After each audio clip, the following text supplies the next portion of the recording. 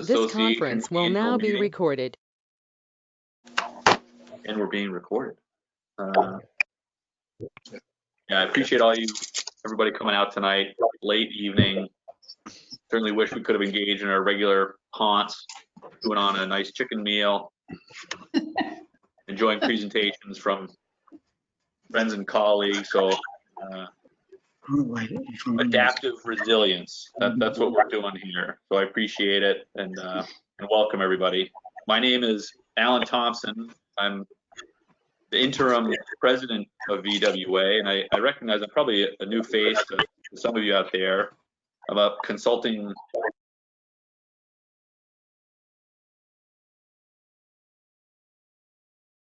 Here we go. And in 2016, I joined Vermont Woodlands Association as a board member after I made the mistake of calling Al Robertson and Putt Blodgett to complain about something they were doing in front of the legislature. That was a contentious year with all kinds of bills in front of the legislature. It was Vermont forester licensing, trip tickets, harvest notifications, nuisance lawsuit stuff. It was a busy legislative year, and I called and Al, and I can't even remember what I was upset about, but it didn't really get very far. And the conclusion, though, was, Alan, if you want to be part of a solution, you should just join the damn board. With the conclusion essentially being we're stronger together, and so I did, and I was happy that Al and Putt pressed me to do that. So thanks, Al, and thanks to Putt. And it's been quite a year for all of us, and VWA being no exception. We took a big hit, an early hit, in March when we lost Putt Blodgett, our extraordinary, long-standing president who provided just wonderful leadership and brought this organization into what we know it as today. So I don't want to go too far without recognizing Putt, and I'll introduce Paul Harwood, who's put together more of a tribute to Putt, and I think we've probably got a little bit of media associated with it. So Paul, thanks very much for what you're about to do. You're welcome. You're welcome. It's my pleasure. So Vermont lost a giant in the forestry community this year. Putt Blodgett passed away in March, a few months shy of his 90th birthday. A summary of his life and accomplishments is anything but brief, so I'll focus on some of the more notable highlights. Putt was born in 1931, the son of a dairy farmer in the upper Connecticut River Valley town of Bradford, Vermont. He attended Dartmouth College and graduated in 1953 with a degree in economics. Putt worked the dairy farm for several years until he realized that his real passion was the forest and that milking cows for the rest of his life was not for him. So he sold the farmland and barns and focused his passion on the 700 acres of forest land on the property. In 1965, Putt created and operated Challenge Wilderness Camp on that property, on the shores of his 15-acre pond, working with young boys and introducing them to the ways of the forest, including survival skills, wilderness cooking and living, camping, canoeing, and instilling an appreciation of the forests, wildlife, and waters of New England. From his time at Dartmouth College, Putt was involved with the Dartmouth Outing Club on both the Woodsman team, as captain of several of their winning teams, and as an avid cross-country skier. He was a cross-country ski trail setter for 3 NCAA championships and participated in the cross-country and biathlon competition at the 1980 Winter Olympics in Lake Placid, New York. Putt was a passionate canoeist and explored most of the inland lakes and rivers of Maine, New Hampshire, and eastern Canada. In 1996, at the age of 65, he and his son Peter paddled a 500-mile, 30-day trip in the Northwest Territory of Canada on the Kazan River. In his mid-70s, Putt climbed in the Himalayas, packing scientific equipment up from Kathmandu. Putt had a lifelong love affair for Mount Moosilauke in the White Mountains of New Hampshire. As a boy and a young man, his eastern sunrise view from the farm was of this distinctive and seductive mountain, and his time at Dartmouth introduced him to an intense, lifelong involvement on the mountain. From his college years on, summers would find him at the Ravine Lodge or on the trails to the summit, maintaining and relocating the trail for the benefit of others. From 1953, he climbed to the summit every year on his birthday, August 1st, until his 89th year. At 45, he ran to the top of Moosilauke in 45 minutes. That's a very impressive feat indeed. At 88, it took him 4.5 hours, though, but he still made it. He made his last birthday summit in 2019 at the age of 89. He also had a long tradition of summiting on New Year's Day, regardless of the weather. He had interesting, often harrowing stories about that tradition. The Dartmouth College Ravine Lodge was rebuilt in 2017-18, utilizing over 100 trees donated for the project from Putt's Bradford Tree Farm. A visit there today will amaze you with the size and character of those trees. In 1961, Putt's Bradford Forest was enrolled in the Vermont Tree Farm program as Vermont Tree Farm number 73. Putt enrolled the property in the Use Value Appraisal program in 1980 as one of the earliest enrollments in that program in Vermont. And he put a conservation easement on the property with the Upper Valley Land Trust in 2010. Putt was awarded the Vermont Outstanding Tree Farmer of the Year in 2000. Very well-deserved award indeed. And 2011 saw his exemplary woodlot in Bradford become the Northeast and Vermont Regional Outstanding Tree Farm of the Year. Putt was a director of the New England Forestry Foundation, the New Hampshire Timberland Owners Association, the Vermont Forest Products Association, and was active in the Vermont Forest Roundtable. And of particular significance to this group, Putt was the president of the Vermont Woodlands Association from 2000 until his passing this year. Putt was truly a champion of the working forest and of land conservation and stewardship in Vermont. He left big shoes to fill, and we will miss him. We already do miss him. Thank you, Putt, for all you did for forestry and for forest landowners in Vermont and New Hampshire.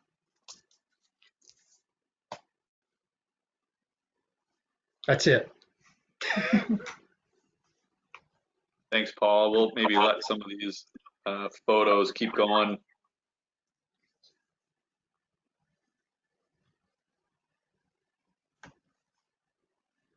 Yes.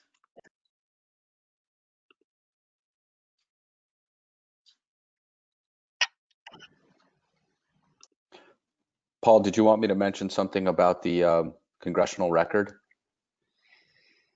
Yeah, Jamie, if this is probably a perfect time to do that, if you would, please. Okay, thanks. Kathleen emailed me earlier just to ask if I could let everybody know.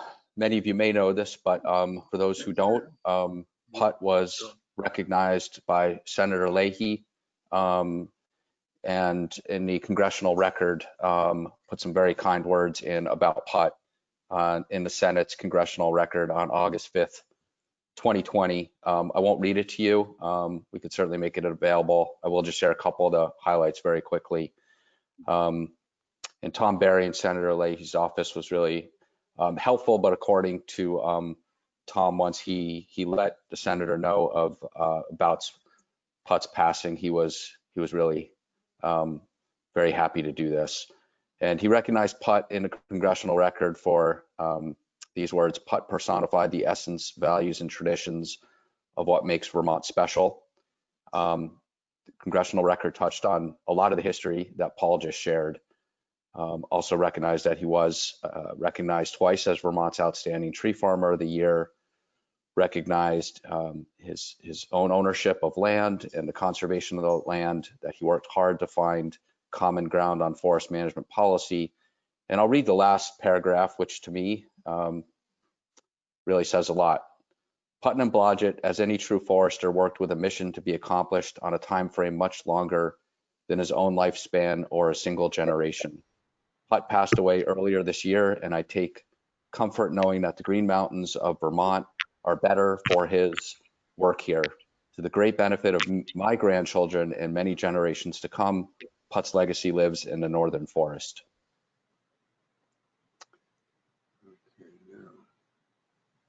Thanks. Thank you, Jamie. And thanks again, Paul. You know, the annual meeting is certainly usually a time for folks to yell from the audience or politely raise their hand and ask questions. And using this different format, I'd encourage anybody to enter in comments or questions into the chat box, that thoughts they'd like to share or whatever. Maybe that's the venue for a dialogue if we want to get into something like that. And, you know, I guess the segue there is that dialogue and community is really what VWA is really good at. There's great value in being a part of an organization like VWA. We all share and have a passion with the woodlands and the forest. We each have our own experience with it. All those experiences are different. Growing up in different places, engaging with the woods in many different ways. And so sometimes our approaches or the methods or vernacular of how we engage with those woods is different, but the appreciation for the forests and the stewardship is, in its own right, it's a blessing, but it's the communal sharing of those experiences and the communal appreciation that we all have of our forests. And that's where I think Vermont Woodlands Association gets its strength. And certainly I think we need to try to work on recognizing that we are stronger together. And I recognize that's what Putt had said a long time ago, that to me, that we need to stick together and recognize where the strength is. And let's see, about a year ago, in the fall of 2019, we went through some additional transitions VWA did with the way that our executive director responsibilities are delivered. We gained a bigger bench and a strong and diverse team when a company called Morning Ag Clips acquired Kathleen Wayner's business, Ghostwriters. And Morning Ag Clips, who now employs Kathleen as our executive director, is based just across the lake in New York with a strong ties and presence in Vermont. Very strong knowledge of rural pursuits and rural interests and connecting with rural industries. Kathleen couldn't be with us tonight, and we certainly wish she would, but we still recognize her as a powerhouse in VWA and a powerhouse in Vermont's woodland industry. I think her networking and communication skills is unparalleled within the Vermont forest landscape, and VWA owes a lot to Kathleen for what the organization is today. The transition to having Morning Ag Clips has given Kathleen a little bit of extra space to delegate some of the day-to-day tasks, as well as reach out to new members of the VWA family, which bring new and necessary skills, especially given kind of the world that we live in today. And the future is going to bring more of what we're doing here right now. We're probably not going to return to the woods walks and forest tours anytime soon. So I actually do see some optimism with the transition that we went through and are still going through. That Kate Zim and her Morning Ag clip team excel in the virtual world, and therefore so will VWA. So I look forward to retaining our partnering skills and partnerships that we've built over the last few years, especially with Kathleen's help, building a greater online presence and creating new virtual tools and events as we continue to educate and advocate for the productive stewardship of Vermont woodlands. Sooner or later, we'll get back in the woods together, familiar education formats, but when we do, I think we'll have some new tools under our belt to reach new members and have longer, more durable communication, media and communication tools. So I look forward to all that. So I'd like to introduce Kate Zim with Morning Ag Clips and let her do a brief introduction of herself and her team potentially, and then go into what VWA has accomplished over the last year or so. Kate, thanks for being here. Hey guys, it's great to meet all of you. I know a few of you just from working with the board over the last year, and as Alan said, we are Kathleen's support team. The Morning Ag Clips, we bought Kathleen's company last fall, and the transition has been fairly seamless, just that she has a deeper bench, and we support her efforts in supporting you. And it's been wonderful getting to know everybody and trying to work towards the goals that you have put out for your association. And we're very excited to see where the next year brings us. Tonight, Kathleen couldn't be with us, so my coworker and support system, Stephanie, who you probably have seen her name here and there over the last year, she and I put together a PowerPoint presentation just to tell you a little bit about what we have helped Kathleen work on over the last year.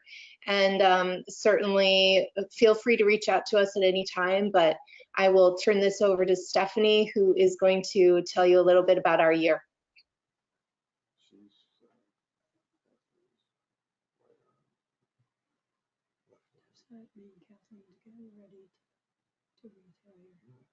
She's coming, I think, soon here. Hold on.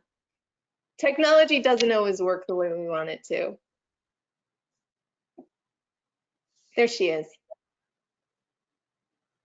Nobody can hear you.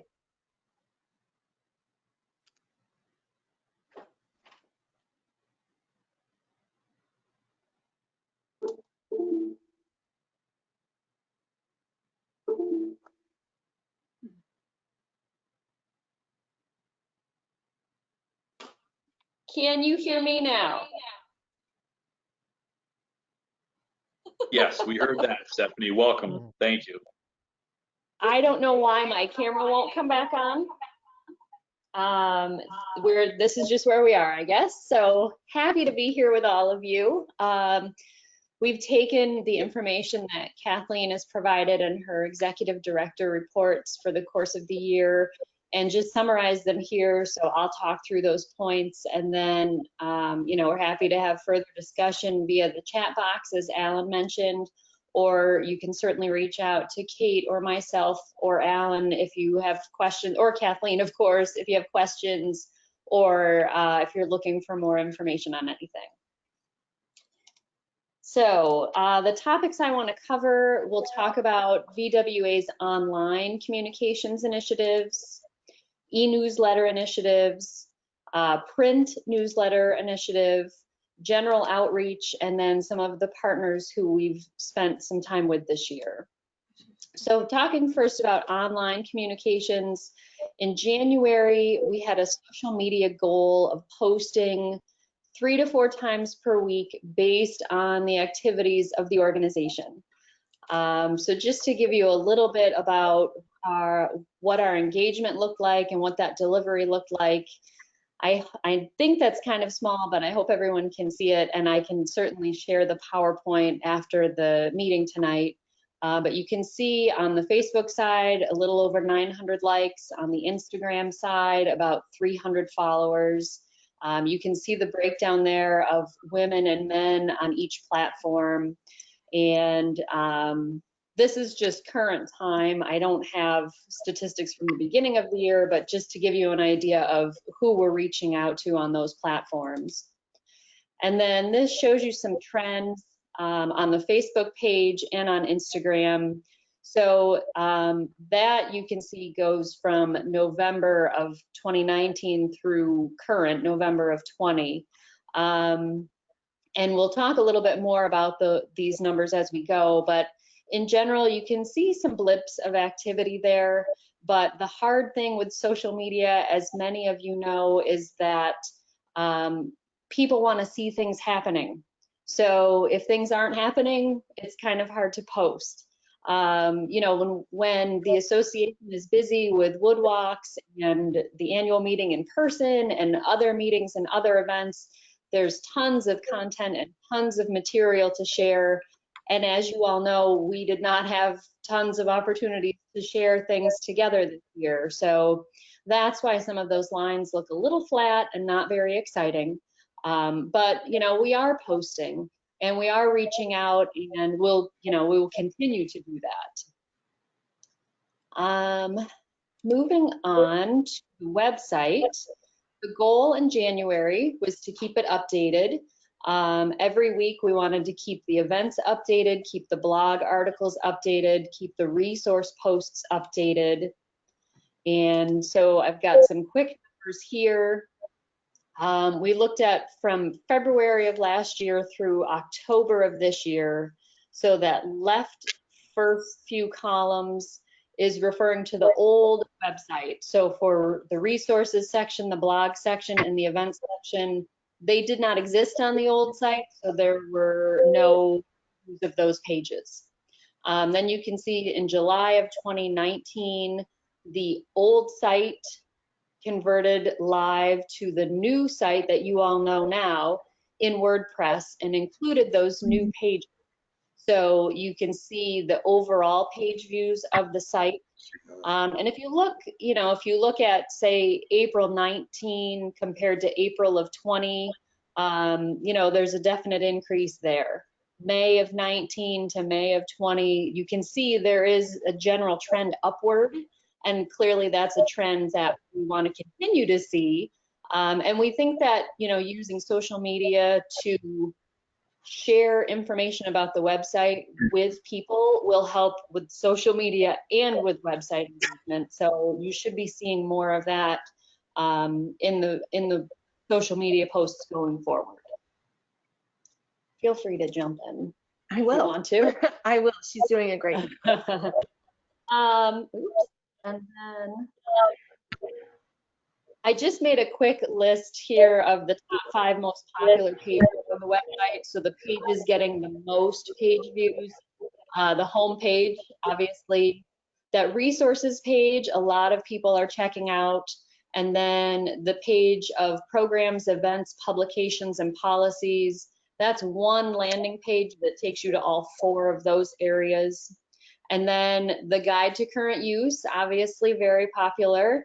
And I listed the resources page twice. So that's why you double check your presentation before you run it live. So there's the top 4 for you at least, sorry.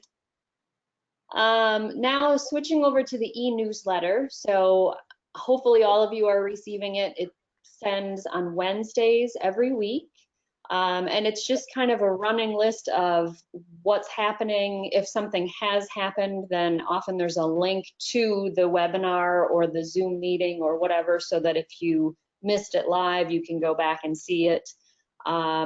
Typically, this is where we would be talking about woods walks and all of those activities. Hopefully, we'll start to see some of those in there again.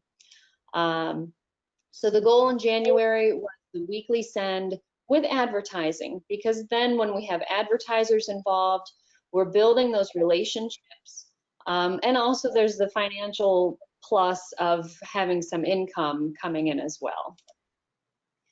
So the engagement over the last 30 days on the e-newsletter, you can see we had about 14,000 sends. So that's every week, the regular Wednesday send. And then, for example, for this annual meeting, we did some special sends. We did one yesterday. I think we did one earlier today.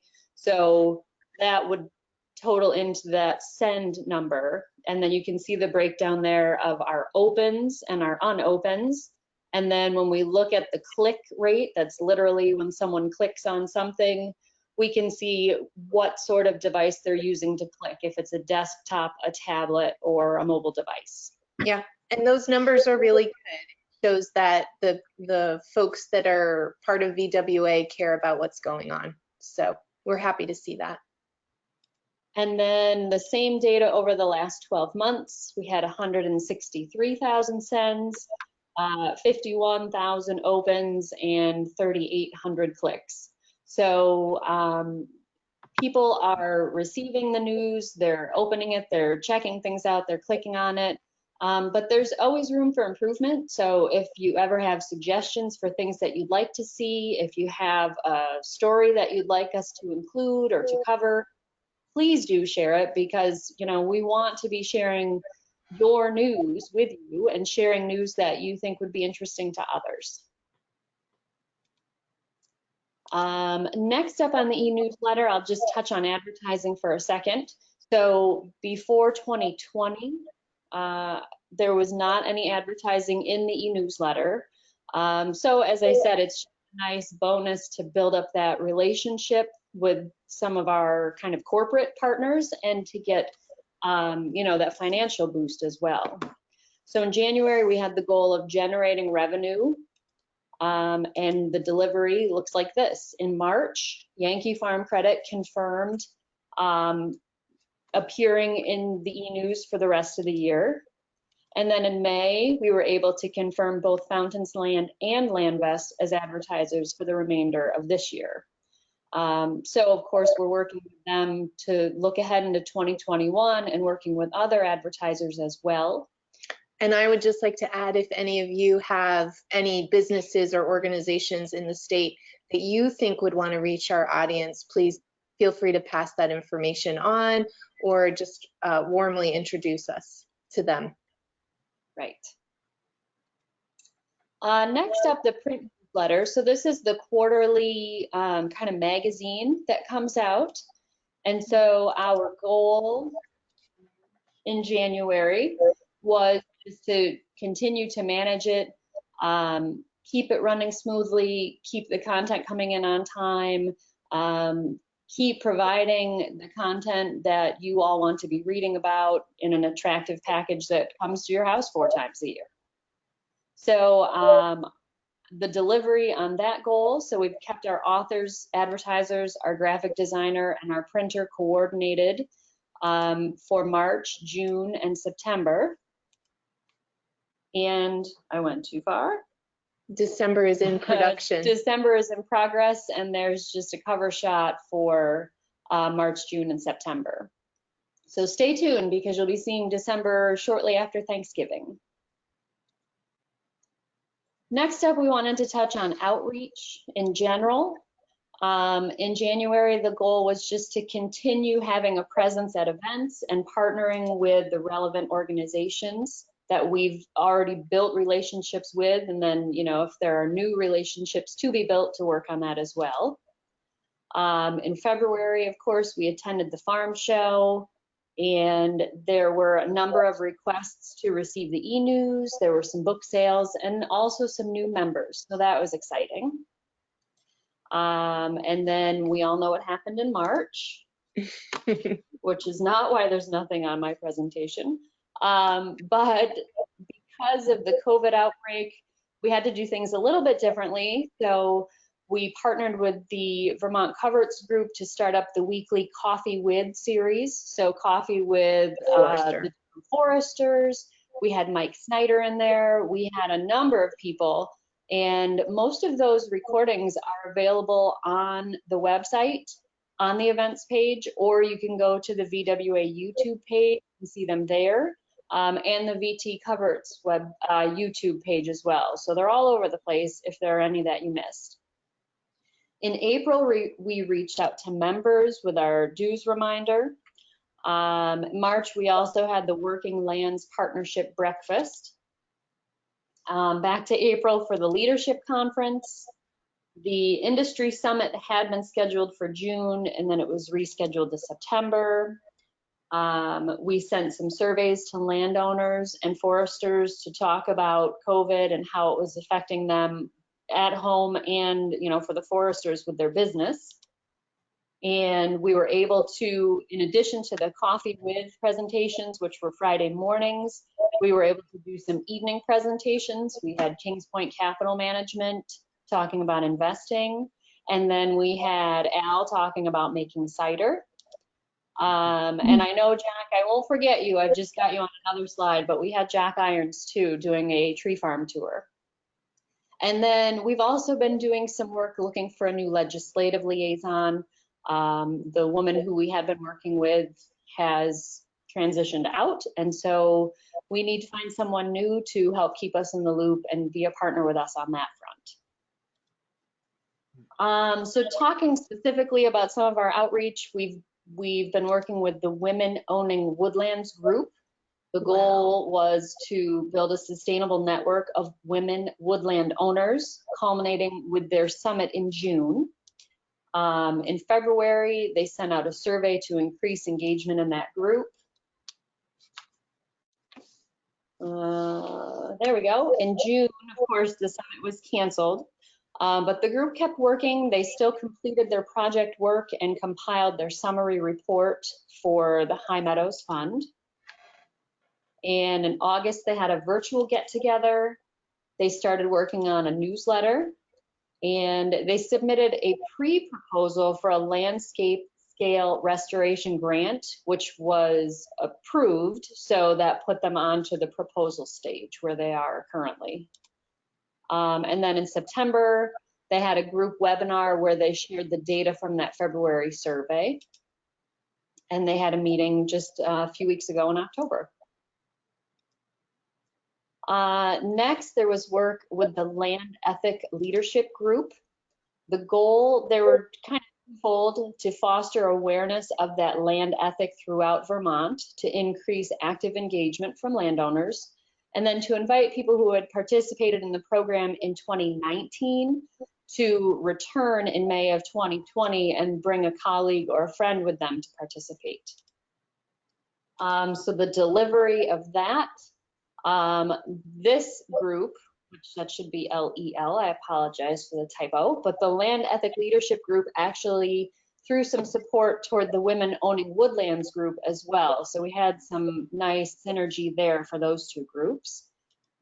The April-May training had to be canceled, of course, but they have since switched to bi-weekly telephone meetings. And they are looking into the possibility of some grant funding, to help with their branding. So their messaging, their logo and graphics, and, you know, just kind of the whole package. So we'll see where that goes from here. Next up, legacy planning. The goals in January were to develop a larger library of marketing materials and to introduce landowners to the planning process via the mini presentations.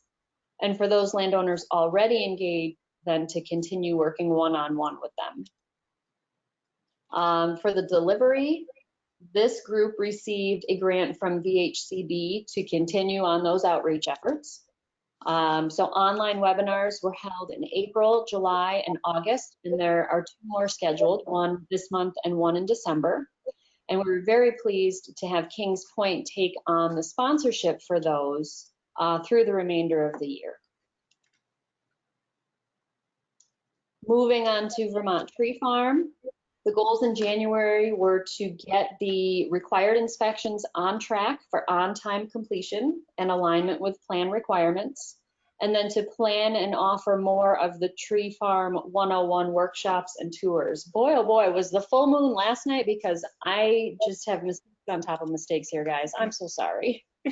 I won't even make the joke. I'll just keep talking. As far as the delivery, there were 15 required inspections that we were notified about at the beginning of the year. So letters sent out to the farmers of those properties and then to the forester of record to make sure that those inspections were handled within the required time frame this year. And then some Tree Farm 101 sessions were held. We did have one live session in March, and then there were 2 virtual sessions in April and June. And then we had a Tree Farm virtual tour that was with Jock just a few weeks ago, which is also available on the website and the YouTube channel if you are interested and didn't get to see it. The group also requested and received some Pioneering Tree Farms grant money. And we're right in the middle of a migration and update to the website. So keep your eyes peeled because the current website will be there for a short time and then should very soon be flipping over to a new site, which will look very similar, but just a lot more cleaned up, more current, a little more functionality. There's still some information, some content that needs to be updated, but the site itself will take a nice leap forward. Tree Farm committee meetings were held in June and October, and the group has done a lot of work to update its Tree Farm manual to prepare for the 2021 Tree Farm assessment. And then finally, the strategic plan was reviewed, updated, and accepted at those committee meetings. And the Tree Farmer of the Year presentation was made to the Star family, all 5 generations, back in August. And next, we've been partnering with Audubon for the Woods Wildlife and Warblers program. So the goal in January was to maintain the partnership with Audubon for program development and fundraising. For delivery, there's been work on the Family Forest Carbon Project that's started to roll out.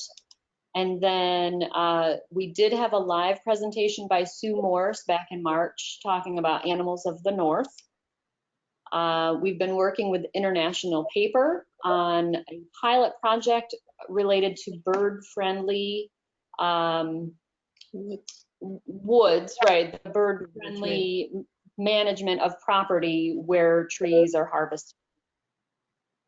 We're working with them on a forester endorsement program. We received another year of funding from the High Meadows Fund and 2 more years of funding, grant funding from the National Fish and Wildlife Federation. Additional VWA partnership, we've been working with Our Vermont Woods. We've been doing some work with logger safety. VWA was asked to recognize some loggers who were the first to complete some safety training for the acquisition of workers' comp insurance. And so we were obviously very happy to be involved with that project. And then there's the Water Wise Woodlands project, which is related to the Upper Winooski watershed. And that group is looking at an engagement grant at this point. And that is it. So as I mentioned, we are happy to take any questions in the chat, or if you want to reach out to me or Kate or Alan, we're happy to share more, or Kathleen, we're happy to share more information on any of these things, or if there are things that you'd like the group to look into pursuing, we're always happy to have new suggestions and ideas as well. Yeah, and as you can see, there's a lot that Kathleen has had her hands in for many years, and I think that that's why we've been called in for support. So she wishes she could be here tonight to provide you with all of this information, but you got us tonight because she had another commitment that she had to tend to. So with that, Alan, do you want to take over? Yeah, thanks guys, appreciate it. Yeah, so we've been busy, the board meetings, they're sometimes, we always try to come up with some great ideas and then we'll mention them to Kathleen and she'll kind of go, how do you want me to do all this stuff? And so it's been really great to have a lot of these new faces with VWA so we can start to tackle some bigger stuff and new things for us too. So Kate and Stephanie, we're psyched to have you, appreciate it, and happy to have you meet folks here. Stephanie, let's move on to the nominating of board members. If you've got a slide there for us. So usually during the annual meeting, we propose a slate of board members and we do a vote for it, but you all received the slate in the mail and returned 146 ballots. And we appreciate you doing so. We wanted to make that as easy as possible so that we didn't have to work through thumbs up or thumbs down or something like that over Zoom. So thank you very much for that. Dan Kilborn, Marley Rabinowitz, myself, Alan Thompson, Leo LaFerrier, Luke Hart, Steve Webster, Jamie Fidel all received votes, and so we'll declare these board member terms for a variety of years. I think there's 1 and 2 and 3 years in there. So the slate passes. Thanks for that. And we'll look forward to the board doing another good year for you. And we'll be voting on officers at the next board meeting. So we'll determine who's in what role after that. And Tree Farm is next. Kathy, Balan, and Rick. Rick, are you here? You must be here somewhere. Rick Bizzazaro. He's there somewhere. I'm here, and I think Kathy's gonna go up first. Yes, I am. We have a few different awards that we've already notified people that they had won. But we're going to go over those, and some of you may have remembered reading it in the newsletter, but I'm just going to review them. We have 2 different winners for inspectors. They are one for just the number of inspections completed, and then another one for the Tree Farm Inspector of the Year. For the 2nd year in a row, Ryan Kilborn, who's forester for Meadows End Timberlands, completed 9 tree farm inspections statewide. And he also serves on the tree farm committee and is just a great benefit to us on that committee, and always willing to jump in and help out. And he also provided the nomination this year for our Tree Farmer of the Year. We had 5 more inspectors that completed 3 or more inspections. Those were Jeremy Turner, Richard Root, Len Moraldi, Alan Calfee, and Matt Bartlett. And I just kind of want to go over some of the numbers with the inspections that were completed in 2019. And we had 32 different inspectors completing 71 inspections. Of those, 5 were new tree farms with 54 re-inspections and 12 decertified tree farms. In 2018, there were 79 inspections with 23 decertified, and that was mostly due to cleaning up the database. We had 4 new tree farms, 52 re-inspections, and 25 inspectors completing at 04. So for me, we definitely have seen some improvement and a little more activity, which is what the ongoing goal is for the committee, is to really encourage inspectors to keep up to date on those inspections on tree farms. It's definitely encouraging, and I just applaud everyone who really put in that time and effort to complete those inspections. Our Inspector of the Year for this year was also the 2014 Tree Farmer of the Year, Alan Calfee. He's from Dorset, and along with completing 4 inspections last year, he serves on the Current Use Advisory Board, Vermont Endangered Species Committee, Friends of Haystack, Dorset Conservation Commission, and William H. Calfee Foundation. He hosted 2 tours in 2019 on his property for Woods Warblers and led another walk at Hildene in Manchester. He has been a forester and tree farm inspector since 1990. I really appreciate Alan. Whenever I talk to him, he's just enthused about forestry and everything, and for the tree farm program, it's pretty contagious. And honestly, when I called him to let him know that he won the award, it was by far the best response I had ever received for that. And he was pretty excited and very thrilled to have received it and pretty honored. We also had a few, I just wanted to mention the top 10 point earners. Kyle Mason and I, a few years ago, came up with a point system just based on things that people are involved in, so that the Tree Farm Inspector of the Year was a more complex award than just the number of inspections that somebody did. And we had a lot of people who were right up there. And our top 10 point earners were Ethan Tapper, Pat Bartlett, John Boughton, Len Miraldi, Russ Barrett, Jeremy Turner, Joe Peterson, Dave Paganelli, and Rich Root. So thanks to everybody. You guys did a great job, and just keep up the good work. I'm gonna turn it back to Rick for right now, and then you'll hear me one more time. Great, thank you, Kathy. So as Kathy mentioned, this evening, we're recognizing the Starr family of North Troy as the 2020 Vermont Outstanding Tree Farm of the Year. The family has ownership of 5 individual tree farms in North Troy. And tree farming for the Starr family is a family affair. Leah Starr, the mother, brothers and sisters, Jack Starr Jr., Virgil Starr, Bill, Gary, and sister Beth, and Jim Starr, who was the family lead on management of the properties, passed away a couple of years ago of pancreatic cancer. Jim's son Seth is stepping up to take over management of the properties, and daughter Anna and wife Jennifer continue to play an active role. The Starr's initial parcel of land was purchased during the Second World War. It was known locally as the Town Farm.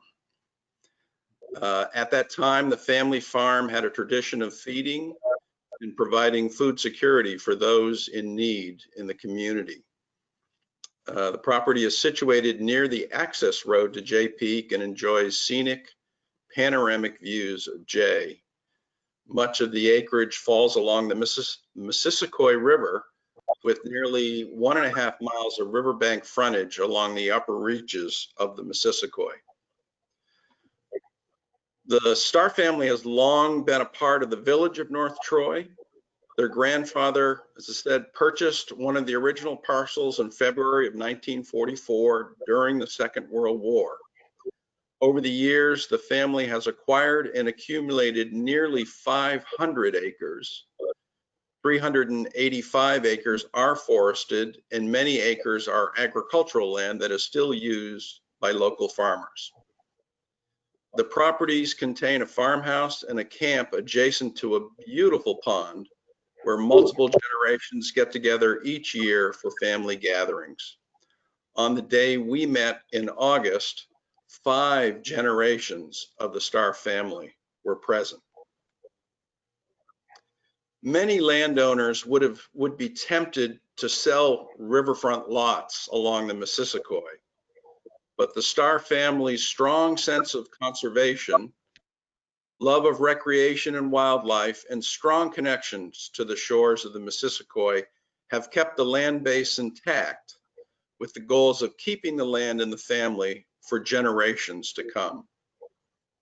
A means of doing this has been through enrolling the land in Vermont's current use program and to manage the properties over the years for timber, while at the same time promoting wildlife habitat, maintaining water quality, and allowing the land to be used by others for hunting, hiking, fishing, and camping.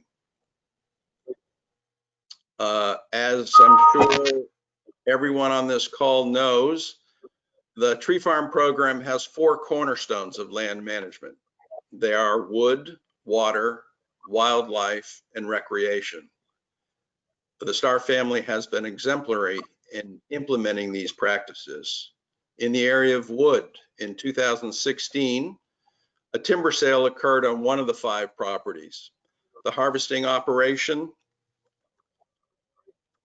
was designed to improve acceptable growing stock in the stand, release established regeneration, create aspen browse for wildlife through patch cuts, also release apple trees, and repair and maintain old stream crossings.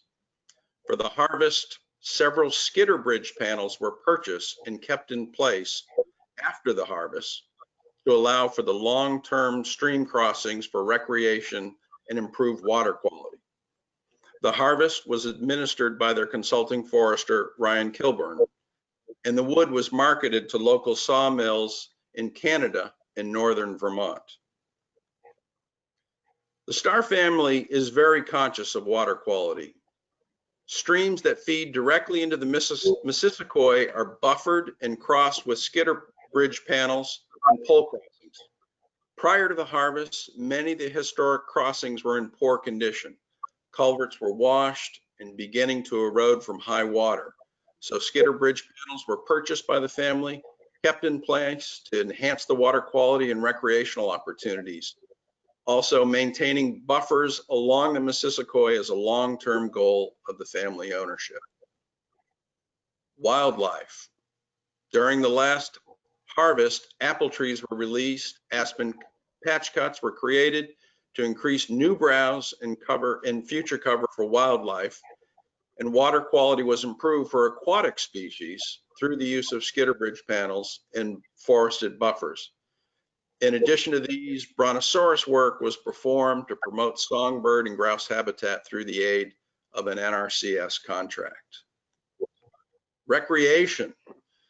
The Starr family knows how to enjoy their land. I can say that with confidence. Many trails are found throughout its ownership that are used by families and locals. Hiking, hunting, riding ATVs, snowmobiles, and accessing the river for fishing, swimming, and camping. 2 camps are found on the ownership and serve as important meeting points for family gatherings that allow multiple generations to reunite on a yearly basis.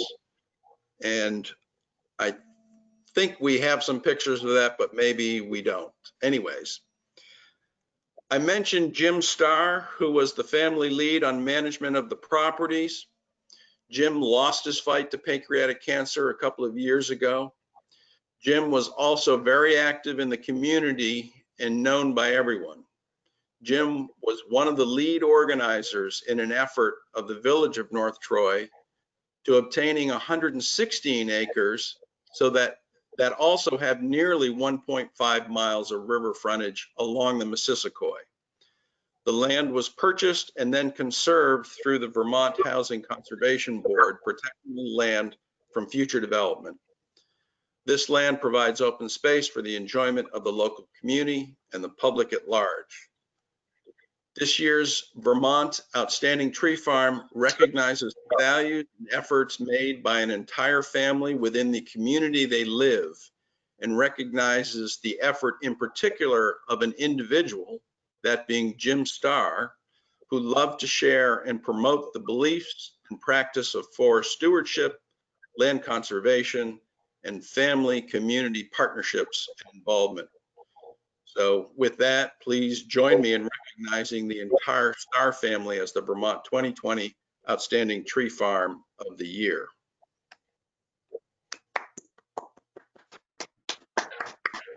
And when I talked with Jack Starr Jr., who's my contact, he said that his nephew Seth, might be on. So I don't know if there are any members of the Starr family on. It doesn't appear to be that, but certainly feel free to unmute yourself and say a few words.